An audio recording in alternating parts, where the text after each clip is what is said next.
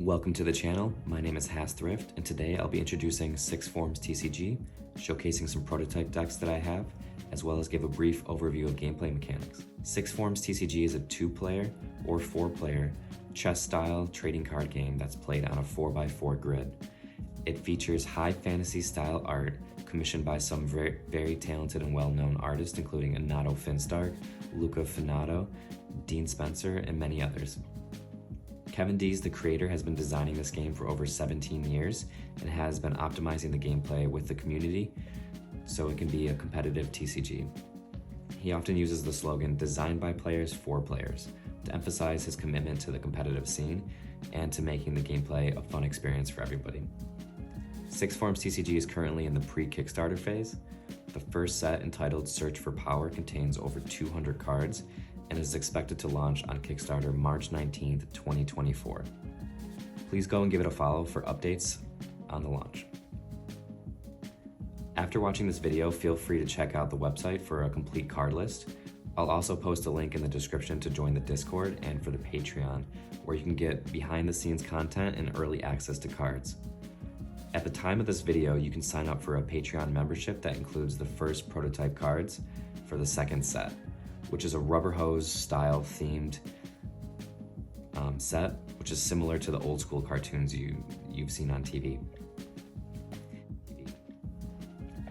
If you're interested in playtesting the game prior to the release of the Kickstarter, there is a print and play option in the Discord and also a tabletop simulator download for the game.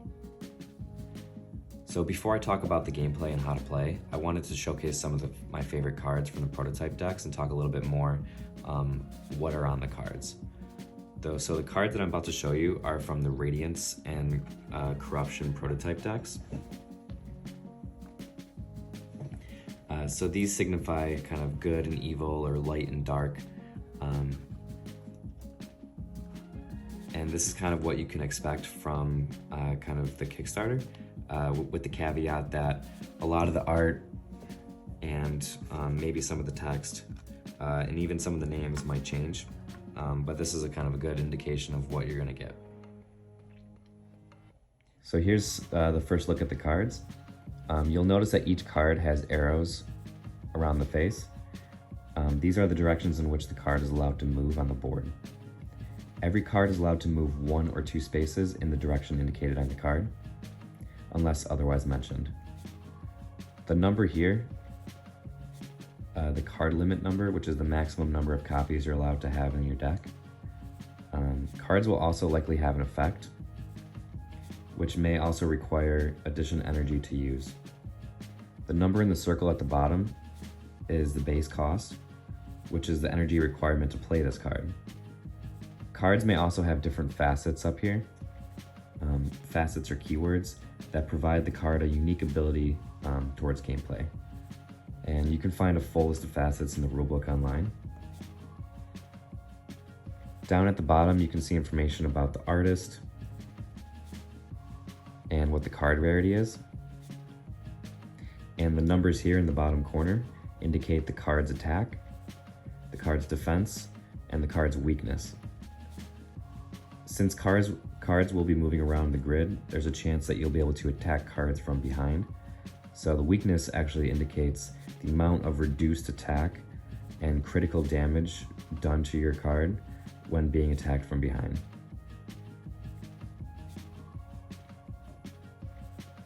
So I just wanted to showcase some of my favorite artwork in here and kind of give you a sense of the art style and direction of the game. You'll notice some keywords up here, which we'll talk about a couple of them throughout. But as I said, if you want to kind of get a better sense about the different facets and the different gameplay mechanics, please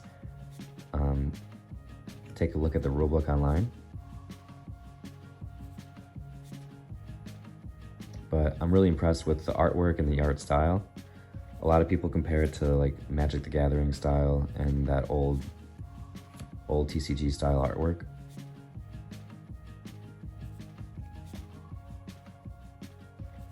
Kevin's mentioned multiple times that although it might look like Magic, there might be some aspects taken from Magic and other card games.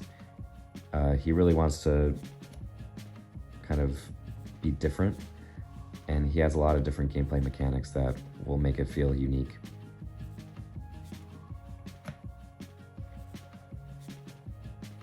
So as I mentioned, there's a complete card list online, and I highly recommend taking a look because some of this artwork is incredible. So to play the game, you need a 4x4 grid similar to the layout of this playmat. You'll need some die for damage and await counters. And you also need some energy cubes or energy cube cards, which are used as like the resource pool for the game. These resources live outside your deck and will gain 1 new resource per round. I'll explain this a little bit more throughout the video. The 4x4 game board consists of 2 sides, which indicates your opponent's spawn zones and your spawn zones. You can play a card in the first or second position on the board closest to you. There are also 2 theoretical planes on the board, reserved for ground troops and sky creatures. You're allowed to pass through squares of friendly characters if one of them is ground and one of them is flying. However, you cannot pass by enemy creatures regardless of if they're ground or flying. The game is played with battlefield cards that move on the board like chess pieces, equip cards that enhance your avatars in play, and action cards to stimulate player interactions. Each player starts with 20 life, and your goal is to deplete their life before they deplete yours. When building your deck, you're allowed to have as many cards from any set you choose between 50 and 100. Some cards, as I mentioned, will have a maximum limit on the number of copies you're allowed to have in your deck based on the card limit number. And throughout the game, if your deck were ever to run out, you lose the game. So you kind of want to be strategic in how many cards you have in there. So when playing the game, you can follow along with the quick start guide, which will likely be included either in your booster box or any of the decks that you buy. To make things easier, you can use the acronym DRAMA. DRAMA stands for draw, regroup, act, move, act, and then obviously you would end your turn. So this means that for each turn, you'll draw a card. Regroup means that you will gain an energy cube or card. Regroup or recharge your used energy cubes from last round. And then you're allowed to act if you want, move if you want, and do another act step before you end your turn. So the only required steps are the ones and asterisks. And just to note, when you're playing the game, the first player will skip their draw and their move phase, just to make things a little more even. So before I begin this part of the video, I just want to say that I'm not an expert in 6forms or how to play. This is just supposed to be a brief introduction to the game and some of the card mechanics.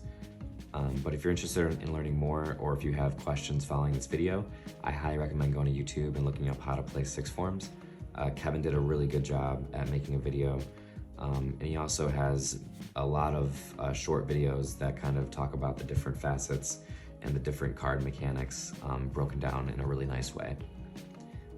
So I just wanted to showcase the drama aspect of the game and talk a little bit more about how you play cards and how you attack and things like that. So when you first start, you're gonna draw 5 cards for both players. And the interesting thing here is that you'll start with sparks. So the first player will have 1 spark, and the second player will have 2 sparks, just because they're going second. And these sparks are just ways to create energy, pretty much for free, at any time. And once you use the spark, it goes away. At the start of your turn, is gonna draw a card. For the first turn, you actually skip the draw step, but let's just say this is your second turn. You're gonna regroup, so any energy cubes or energy cards that you spent last round, you can slide over and they're active again.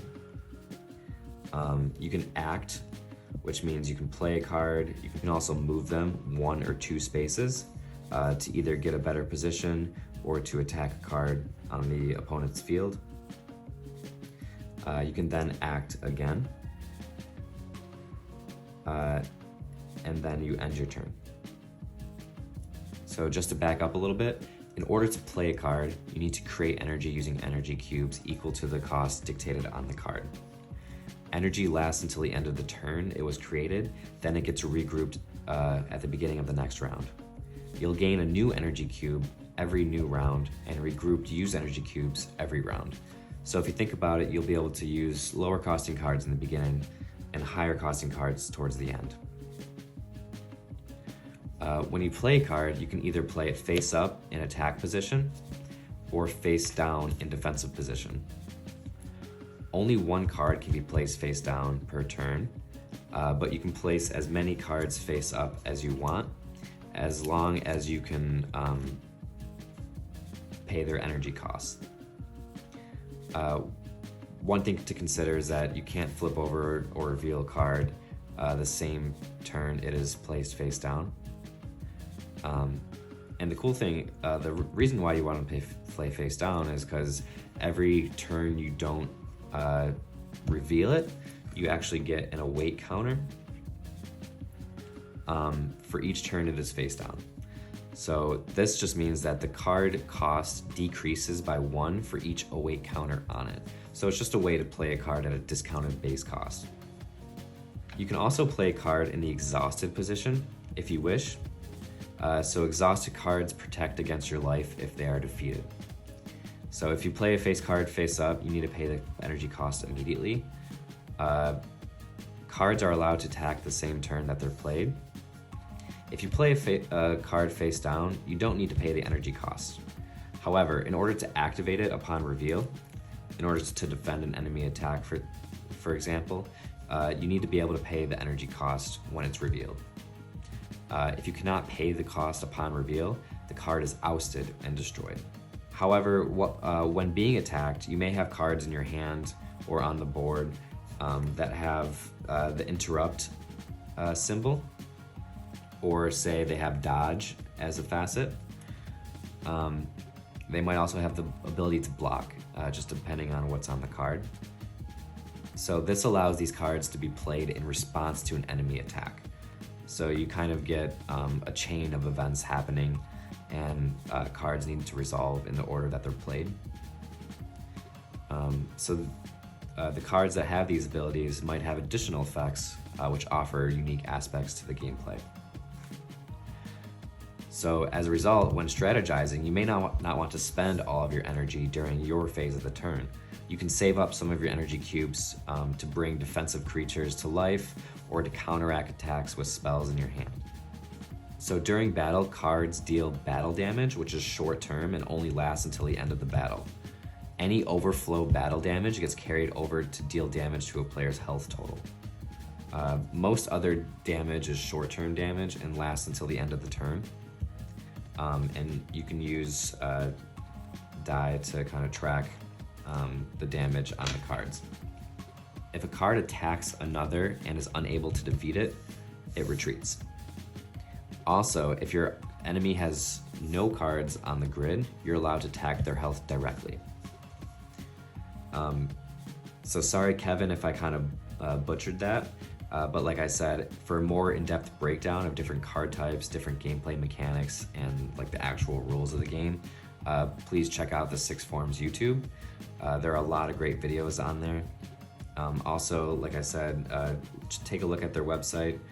They have an official rulebook that's like 80 pages long, which sounds insane, but it actually explains the rules very well. I'll include a link to the Discord so you can join. You can ask questions to Kevin directly. He's very responsive. And I'm actually very excited about this Kickstarter. As I mentioned, it's going to be released in March, so give it a follow. Thanks for joining. I appreciate all the support, and I look forward to making more of these videos. Thank you.